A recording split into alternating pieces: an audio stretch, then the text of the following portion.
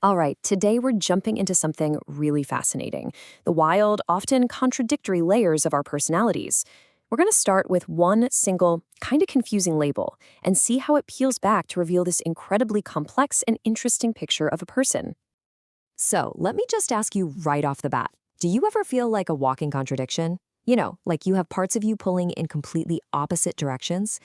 If that sounds familiar, then you're going to get exactly what we're diving into today.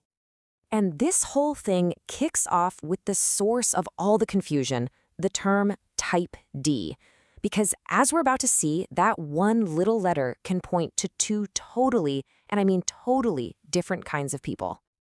Okay, so here's where it gets messy. On one hand, you've got the type D from the Thomas workplace system. This person is all about routine, they don't love risk, and it's really focused on how they behave at work. But then, on the other hand, you have the medical type D, which comes from the psychologist Johann Dennelet. This is a clinical label for a distressed personality, someone who feels a lot of negative emotion and tends to pull away from people. Here, the focus is on health risks. So yeah, same letter, but we're talking about two completely different universes. This confusion proves that we've got to look beyond just a single letter, right? It's not enough. So let's switch gears to a more detailed framework, the DISC model, to really understand how these seemingly opposite traits can actually exist together in one person. First up in the DISC system, we have D for dominant. Now, this is not the distressed type we just talked about. No way. This D is all about being assertive, pushing for results, and really mastering what you do. You can think of a classic, focused, goal-crushing leader. And then you've got C for conscientious. These are the folks who value accuracy, logic, and being careful. They love structure, and they have incredibly high standards. And you can see it right away, can't you? This sounds like the total opposite of that assertive, fast-paced dominant type. But here is the most important part. People are hardly ever just one letter. It's the blend that creates the magic. When you combine the caution and analysis of a C with the assertiveness of a D, bam, you get strategic decision-making. You mix the C's demand for precision with the D's drive for goals, you get execution at the highest level. See? It's not a contradiction, it's a powerful, strategic combination. And what's cool is that this blend creates its own unique personal rhythm. The source material talks about a preference for a slower, more deliberate pace, a real love for structure. And the motivation here isn't just about competition. It's about the feeling of steady progress, that rhythm of winning. And this shows up in some fun ways, like a love for wordplay and irony, or even using karaoke as a way to train your brain and stay sharp. So you might be wondering, how does a personality this layered even grow or change?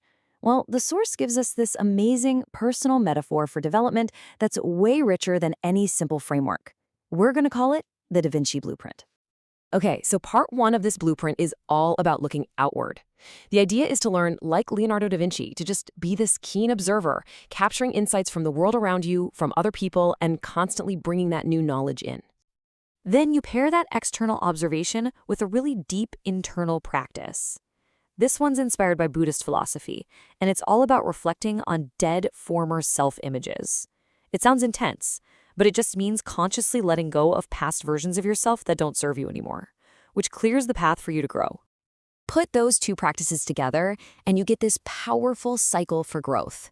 You reflect inward to release what's holding you back. You observe outward to gather new info, and then you bring it all together to move forward with purpose. It's this beautiful, dynamic rhythm of personal evolution.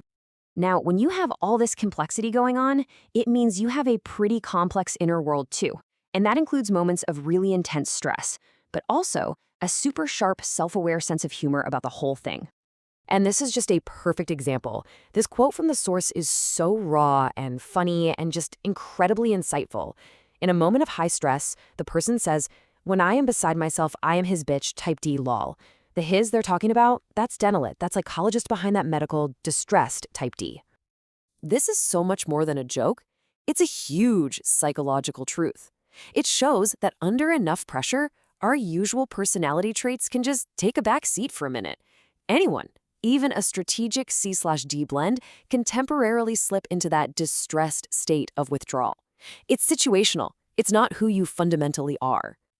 And this leads us to the great irony of this entire journey. It's about D, it's about dominance, but not the kind you're probably thinking of. It's not about controlling other people or situations. It's about a deep internal philosophical mastery, one that's all about disciplined self-awareness and self-control.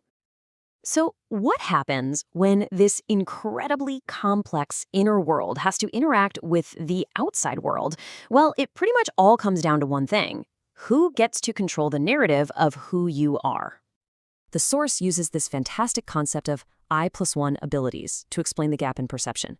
Think about it like this. This complex person is operating at level I+1. They can see all their own layers and rhythms, but they're often interacting with people who are operating at a more basic level I. And those people just don't have the framework to see that next level of complexity. And when someone can't see your complexity, what do? They just default to the simplest, easiest label they've got. They see the stress, but they miss the strategy, so they just slap that restrictive, distressed type D label on you. And that feeling of being completely misunderstood and mislabeled, that is exactly what's captured in that feeling of being his D, his bitch. Which leaves us with a final thought to chew on. If you are the author of your own complex story, what happens when someone else comes along and tries to write a chapter for you? It really makes you ask a fundamental question. Who truly holds the power over your own narrative?